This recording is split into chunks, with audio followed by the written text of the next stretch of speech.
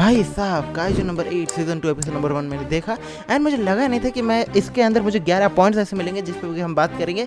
मुझे लगा मैं आऊँगा कैमरा के सामने और एनिमेशन के बारे में बात करूँगा, एक्शन के बारे में बात करूँगा, लेकिन इसके अंदर मुझे ऐसे 11 पॉइंट मिले जिन पे कि हम डीपली बात कर सकते हैं। जैसे कि काफका का पहला ही सीन जो आता है, मतलब एपिसोड की स्टार्टिंग वाला, जहाँ पे कि अपने को काफका का ड्रीम सीक्वेंस दिखाया जाता है, जिसके के अंदर वो खुद को काइजू नंबर 8 की तरह दिखता है। उसको जो एलिमिनेट कर रही है वो मीना है, इस तरीके से दिखता है, जो कि उसके सबकॉन्शियसली अपने को बताया जाता है कि काफका अब डर रहा है खुद से कि भाई मैं अगर काइजू नंबर 8 बन गया और मैं आउट ऑफ कंट्रोल हो गया तो फिर मुझे तो मीना ही मारेगी, जो कि चीज़ मुझे बहुत ज़्यादा अच्छी लगी। एंड इसी के साथ अपने को उनके चाइल्डहुड का भी सीन दिखाया जाता है कि वो मीना को प्रोटेक्ट करने की कोशिश करता है एंड जो डिफेंस फोर्स है उसको एज ए हीरो की तरह देखता है। लेकिन जैसे ही वो ज्वाइन किया उसने डिफेंस फोर्स और वो काइजू नंबर 8 बना, तब वही डिफेंस फोर्स उसको मारने के लिए वहाँ पे थी। वो तो चीज़ भाई मेरे लिए तो बहुत ज़्यादा अच्छी थी सिंबॉलिक। अपने को डिफेंस फोर्स 13 डिवीजन के क्वार्टर का डिस्ट्रक्शन वाला सीन दिखाया जाता है, मतलब कि साला वहाँ पे कितनी ज़्यादा डिस्ट्रक्शन हो गई है जब काफका ने उसकी पावर से यूज़ किया था। भले ही वो उनको बचा रहा था लेकिन स्टिल उस एक फाइट के अंदर कितना मैसिव डिस्ट्रक्शन हो गया। एंड देखो ये जो सीन था वो मेरे लिए फनी वर्क किया, अल्दो उनका इंटेंशन कुछ और था, लेकिन मेरे लिए हो गया कि भाई मीना तो सोच ही रही होगी कि इसको पेलना तो पड़ेगा ही। मुझे फनी फील हुआ, तो मेरे लिए वो सीरियस हो सकता है। एंड ऑफ कोर्स वो सीन सीरियस ही है एंड वो दिखाना चाहते कि भाई कितना ज़्यादा डिस्ट्रक्शन हो गया है, वो कितनी हैवी चीज़ है, लेकिन नहीं, मेरे लिए तो फनी था। एंड उसके बाद जो सीन शिफ्ट होता है वो अपनी साइड कैरेक्टर्स पे होता है, कैरेक्टर्स पे शिफ्ट होता है स्पेसिफिकली रेनो एंड इहारा पे। देखो रेनो एंड इहारा साथ में ही एक दूसरे हेडक्वार्टर में गए, 14 हेडक्वार्टर के अंदर। उस रास्ते में जाते जाते जैसे इहारा को फील होता है कि रेनो बहुत ज़्यादा सैड है, तब वो गाड़ी को साइड में रोक कर रेनो के साथ बात करता है। ऐसा भी नहीं कि सीधे जाके बात करेगा, नहीं, वो थोड़ा बकेती करता है, वो आजू बाजू की जो चीज़ें उनकी तारीफ करता है, फोटो लेता है एंड उसके बाद उन दोनों की बॉन्डिंग होती है, वो दोनों एक दूसरे से बात करते हैं। हाल तो ऐसा कुछ ज़्यादा दिल खोल के बात नहीं की है, लेकिन जिस तरीके से लड़के बात करते उसी तरीके से वो था। एंड आई गेस कि काइजू नंबर 8 के ऑथर भी मेल है, बिकॉज ऑफ दैट उन्होंने बहुत ज़्यादा अच्छे तरीके से मेल फ्रेंडशिप को दिखाया है। रेनो एंड इहारा से जो सीन है वो शिनोमिया पर शिफ्ट होता है एंड शिनोमिया पर भी शिफ्ट होते हुए जो फोटो इहारा ने ली है वो सारी फोटो उनके ग्रुप पे जाती है एंड ग्रुप को बताया जाता है कि हम अपनी अपनी जगह पर पहुंच गए हैं। एंड उसके बाद जो फर्स्ट डिवीजन का मेंबर है वो शिनोमिया को उसके कैप्टन के साथ इंट्रोड्यूस करने के लिए ले जाता है एंड उस देखने को मिलता है जिसके के अंदर वो बता रही होती है कि जो फर्स्ट डिवीजन है वो सबसे ज़्यादा स्ट्रॉन्गेस्ट डिवीजन है, मतलब कि जितने भी डिवीजन हम सब ने देखे हैं उनके अंदर ये जो फर्स्ट डिवीजन है ये स्ट्रॉन्गेस्ट कंसिडर। एंड वेल एक फन फैक्ट मैं तुम्हें बताना चाहता हूँ कि जो है जब अपने को मोनोलॉग दिखाया जाता है तब अपने को जो जापान का मैप है वो दिखाया जाता है एंड जापान के मैप के अंदर जो सेंटर में जितने भी मेन सिटीज आती है, ओसाका, क्योटो एंड टोक्यो, ये जो मेन सिटीज कंसिडर की जाती है जापान की। टोक्यो तो भाई कैपिटल है, क्योटो भाई प्रीवियस कैपिटल है एंड ओसाका मुझे पता नहीं, ओसाका को भी एक एज ए बिग सिटी में कंसिडर किया जाता है। लेकिन जो मेन फोर्स है, मतलब जो फर्स्ट से फोर्थ डिवीजन जितने भी मतलब स्ट्रॉन्ग डिवीजन है, ये चारों के चारों ही फोर्सेस इतने सेंटर वाले डिवीजन को ही प्रोटेक्ट करती है, मतलब कि टोक्यो एंड क्योटो जहाँ पर है मुझे पता नहीं है, मुझे जापान का मैप देखे 1-2 महीने हो गए होंगे, बिकॉज ऑफ दैट मुझे सही से याद नहीं कि ओसाका 1 to 4 डिवीजन के अंदर आता है या नहीं, लेकिन ओसाका थोड़ा सा भारी लगता है। लेकिन जो मेन क्योटो और टोक्यो है, जो कि वो जो जापान की कैपिटल सिटीज़ है जापान की, वह दोनों भी 1st to 4 डिवीजन के अंदर आती है, यानी कि जो मेन फोर्स है वो मेन जगह को ही प्रोटेक्ट कर रही है, जो कि मुझे अच्छा लगा। एंड ये चीज़ मोनोलॉग में नहीं बताई गई है, अपने को दिखाई गई है। तो तुम चेक करने के लिए जैसे ही तुम 7 मिनट 41 सेकंड पर जाके एपिसोड को पॉज करोगे तब तुम देखोगे कि अपने को जापान का मैप दिखाया जाता है एंड वहाँ पे तुम नोटिस करते हो। And I appreciate that thing also. And ये जो 5th पॉइंट आता है वो एक फन फैक्ट है कि भाई तुम शिनोमिया के अंदर एलिटिज्म देखते हो, मतलब कि जब शिनोमिया अपना मोनोलॉग भी बता रही होती है, खुद को मतलब बता रही होती है, तब वो ये कहती है कि जब मैं यूएसए के अंदर थी तब भी मुझे ये जो फर्स्ट डिवीजन है इनके बारे में पता था। अब देखो इसके अंदर एलिटिज्म ये आता है, अगर तुम होशियार डे ऑफ तुमने एपिसोड देखा होगा तो जब रेनो इहारा वाइस कैप्टन को फॉलो कर रहे होते तब जब वो बात शिनोमिया को पता चलती है तब शिनोमिया कहती है कि अगर तुम अमेरिका के अंदर ये चीज़ करते हो तो फिर तुम्हें अब तक सू कर दिया गया होता, तुम्हें पकड़ लिया होता, जो कि इनलीगल है। एंड वो अमेरिका की चीज़ें बता रही है जबकि भाई ये है जापान, लेकिन वो स्टिल अपने अमेरिका का एक्सपीरियंस बता रही है। एंड ये चीज़ ऐसी नहीं है कि वो इंटेंशनली कर रही है, वो अनइंटेंशनली कर रही है, लेकिन वो एक एलिटिज्म आ जाता है कि तुम इंग्लिश तो नॉर्मली बात कर सकते हो लेकिन साला तब भी तुमको ब्रिटिश एक्सेंट में ही बात करनी है। मैं जब दिल्ली के अंदर जो इंदिरा भवन है उसको देख रहा था एंड तब मैं एक फॉरेनर से बात कर रहा था, she born in Philippines and वो यूके के अंदर रेज हुई थी, तब भी उसका जो एक्सेंट था वो एक्सेंट मुझे अमेरिकन फील हुआ था।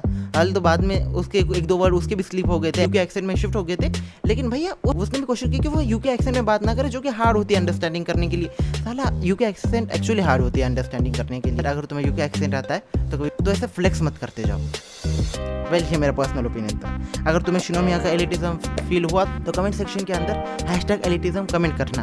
एंड जो 6th पॉइंट आता है वो है what she expect from the first division captain and what she got.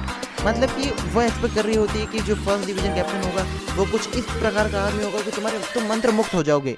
लेकिन वो जैसे ही देखती है तब वो देखती है गेम एडिक्ट पर्सन को, जो कि भाई बच्चों की तरह हरकतें कर रहा है, जो कि अपने टॉयज के साथ अटैच है, जो कि चाइल्डिश बिहेवियर है एंड ऑफ कोर्स एक स्टबबॉर्न बिहेवियर भी है।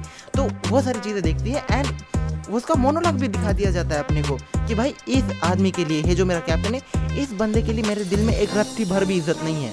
जो कि चीज़ मुझे बहुत ज़्यादा अच्छी लगी, क्योंकि तुम्हारी जो भी इज्जत होती है वो तुम्हारी हरकतों से ही होती है। जो पोजीशन है वो तुम्हें पावर देती है, जो इज्जत है वो तुम्हारी हरकतें देती है। जो 7 पॉइंट आता है वो है कि भाई जो एनिमे है उन्होंने एक फनी सीन काट दिया इस सिचुएशन में का। वेल वो फनी सीन कुछ इस प्रकार के था कि वो जो शिनोमिया है वो जैसे ही अपने फर्स्ट डिवीजन के कैप्टन के साथ इंट्रोड्यूस होती है तो वो जो फर्स्ट डिवीजन का कैप्टन है वो पैसे मांगता है शिनोमिया से। वेल ये चीज़ काइजू नंबर 8 के एनिमेटर्स ने काट दी है। वेल उनका रीजन हो सकता है कि उनको वो सीन कम दिखाना हो, या फिर ऐसा भी हो सकता है कि उनके दिमाग में आया होगा थोड़ा मिलिट्री रियलिज्म रखते हैं एंड इतना फ्रैंक नहीं होने देते हैं। एंड मैं चाहता था कि एक्चुअली वो जोक आए। सोच के देखो ना, मुझे मांगा पढ़ कितने तो टाइम हो गए एंड मुझे सही से मांगा याद नहीं है, लेकिन मुझे मांगा के अंदर ये वाला सीन बिल्कुल याद है। मतलब भाई मेरे तो दिल में एकदम ऐसे छाप छोड़ दी थी भाई इस सीन ने। जो 8 पॉइंट आता है वो आता है इस काइजू नंबर 8 का जो मिलिट्री वाला एस्पेक्ट है। मतलब कि भैया इन्होंने मिलिट्री के अंदर इतनी डिटेलिंग की है कि जो टैंक तुम्हें दिखाया जा रहा है, मतलब काइजू मारने के लिए एक स्पेसिफिक टैंक तुम्हें दिखाया जाता है एंड उस टैंक का तुम्हें नाम बताया जाता है, टाइप तक बताया जाता है। एंड इस अमाउंट की डिटेलिंग मुझे बहुत ज़्यादा अच्छी लगी। एंड ऐसा नहीं है कि ये तुम्हें नैरेट किया जा रहा है, ऐसा कुछ भी नहीं, ये तुम्हें टेक्स्ट फॉर्म में लिखा मिल जाता है। एंड ये डिटेलिंग उनका ज़रूरत नहीं थी कि टैंक्स को नाम दे या फिर टैंक्स का जो नाम है वो बताए, लेकिन नहीं, उन्होंने स्टिल इतना एफर्ट दिया एंड इतनी डिटेलिंग ऐड की। एज अ राइटर मैं भाई इस चीज़ की फुल रिस्पेक्ट करता हूँ, क्योंकि भैया इतनी डिटेलिंग देने की हमेशा ज़रूरत नहीं होती, ये ऑथर के ऊपर होता है एंड एनिमेटर्स के ऊपर होता है। लेकिन स्टिल उन्होंने इन्फॉर्मेशन देना ज़रूरी समझा, जिसके लिए उनको एक्स्ट्रा मेहनत करनी पड़ी। उनकी एक्स्ट्रा मेहनत के लिए तुम इस चैनल को सब्सक्राइब करो, क्योंकि भाई मैं भी तो एक्स्ट्रा मेहनत कर रहा हूँ। वेल इसी एक पॉइंट से मेरा दिमाग में 10th पॉइंट आया कि इस वर्ल्ड की इकोनॉमी कैसी चल रही है। मतलब कि जिस अमाउंट की मोबिलाइजेशन इन्होंने एक काइजू को न्यूट्रलाइज करने के लिए की है, उतनी मोबिलाइजेशन कितनी तो कंट्री बस एक वॉर करने के लिए यूज़ करती है। मतलब कि तुम सोच के तो देखो, ये एक मिनी वॉर की तरह ही है। मतलब तुम्हारी इकोनॉमी का कितना पैसा जा रहा होगा। एंड तुम कह सकते हो कि भाई टैंक तो सिटी के ही अंदर थे, लेकिन बात ये आती है ना कि क्या सिटी के ही अंदर काइजू आया था? भाई तुम्हें सिटी के बाहर ले गए हो टैंक को, तुम उस टैंक को जैसे बाहर ले जाते हो तब तुम्हें उसका फ्यूल का खर्चा आता है, उसका मेंटेनेंस कॉस्ट होता है। अगर वो किसी एक जगह पर भी है ना तो फिर तुम्हें उसको मेंटेन करना पड़ता है, उसका भी खर्चा होता है। अमेरिका का जो B-2 बॉम्बर है वो जब भी हवा में उड़ता है ना, वो $60 मिलियन ऐसे ही उड़ा देता है 1 घंटे के अंदर। $60 मिलियन उड़ा देता है। तो मतलब तुम किसी भी वेपन को अगर यूज़ कर रहे हो या फिर उनको मेंटेन कर रहे हो, तुम्हें अच्छा खासा अमाउंट ऑफ मनी इन्वेस्ट करना पड़ता है। एंड बिकॉज ऑफ दैट तुम सोच के देखो कि इस वर्ल्ड के अंदर जो जापान है वो कितना मेहनत कर रहा है बे, उसकी इकोनॉमी का कितना तो पार्ट उनके डिफेंस में जा रहा है। एंड हर एक कंट्री की इतनी कैपेसिटी नहीं होती। अब तो मैं समझता हूँ कि जो ऑथर है उन्होंने इकोनॉमिक्स के बारे में नहीं सोचा होगा, क्योंकि वो मिलिट्री एस्पेक्ट पे ज़्यादा ध्यान दे रहे थे। लेकिन स्टिल जब होशिना का डे ऑफ दिखाया गया था तो उसके अंदर अपने को इकोनॉमिक्स की हिंट दी गई थी कि जो डिफेंस फोर्स है उनके इक्विपमेंट के जो प्राइस है वो बढ़ते जा रही है। कोई भी आर्मी इतनी एफिशिएंटली वर्क कर रही है तो दूसरी तरफ उतना ही अंदर पैसा जल रहा होता है, जो कि चीज़ मुझे मतलब पर्सनली ऐसी फील हुई कि इस पर बात करना ज़रूरी था, तो मैं बात कर रहा हूँ। ऑल्दो एपिसोड के अंदर इकोनॉमी को लेकर उतनी ज़्यादा बातचीत नहीं हुई है, जो कि मैं एज अ राइटर होता तो फिर ज़रूर करता। लेकिन देन अगेन ये जो एनिमे है वो मिलिट्री पे ज़्यादा फोकस करता है and because of that military उतनी इकोनॉमी को लेके बात नहीं करती अपनी। तो 11th पॉइंट आता है वो आता है काफ्का का फर्स्ट डिवीजन ज्वाइन करने वाला चीज़। तो देखो शिनोमिया के फादर ऑर्डर करते हैं काफ्का को कि भाई अब तुम फर्स्ट डिवीजन को ज्वाइन करोगे।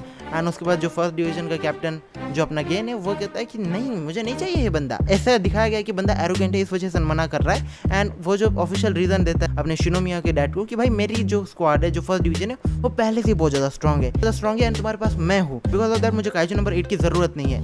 एंड उसके बाद जो शिनोमिया के डैड है वो उसको समझा रहे होते कि काइजू भी इवॉल्व हो रहे हैं, दैट मीन्स कि हमें भी इवॉल्व होना पड़ेगा। एंड उसके काउंटर पर गेन कहता है कि अच्छा ऐसा चाहिए तो फिर मुझे ये जो काफ्का है इसको RIP कर दो एंड इसकी जो स्किन है उससे मेरे लिए वेपन बनाओ, मेरे लिए वो भी चल जाएगा। एंड वो स्टेटमेंट उस कमरे के हर एक पर्सन को डिस्टर्ब तो करती है, मतलब शिनोमिया के डैड को तो नहीं करती, लेकिन जो शिनोमिया है एंड उसके बाजू में जो दूसरा पर्सन होता है वो डिस्टर्ब हो जाता है। एंड उसके बाद काफ्का अपना टॉक में जूस को यूज़ करता है एंड जो गेन है वो ऑफकोर्स मान जाता है। एंड वेल इस सीन पे हम थोड़ा सा बात करते हैं। अभी जो ऑफिशियल रीजन अपने को बोला कि वो गेन एरोगेंट है, लेकिन इनके पहले के सीन जहाँ पे कि जो अपनी शिनोमी एंड जो गेन है वो बात कर रहे होते कि भाई गेन को उतनी इज्जत नहीं मिलती, मतलब कि गेन उतना ज़्यादा फेमस नहीं है, जबकि वो सबसे ज़्यादा स्ट्रॉन्गेस्ट पर्सन है इस पूरे कंट्री का। एंड इस चीज़ को लेकर जो गेन है वो मीना से जेलस हो रहा होता है। तो ऐसा भी हो सकता है कि जो गेन है वो काफका से भी जेलस हो रहा हो कि भाई अगर ये बंदा मेरी टीम में आ गया तो फिर जो मैं स्ट्रॉन्गेस्ट पोजीशन होल्ड करता हूँ वो हट जाएगी एंड इस बंदे को ज़्यादा स्पॉटलाइट मिलेगी एंड बहुत सारी चीज़ें, मतलब कि एक जेलेसी वाला जो इमोशन है वो भी यहाँ पे हो सकता है। आल्दो अगर ये होगा तो फिर मुझे बहुत ज़्यादा मज़ा आएगा। आल्दो ये मेरे ओपिनियंस थे, कमेंट्स के अंदर तुम अपने ओपिनियन जरूर बताना। एंड अगर तुमने एपिसोड नहीं देखा है तो फिर मुझे कमेंट्स के अंदर ये भी बात जरूर बताना कि क्या तुम्हें लगता है इस वीडियो को देखने के बाद तुम्हें एपिसोड देखने में मज़ा आएगा। जो भी ओपिनियन है वो कमेंट्स के अंदर जरूर बताना।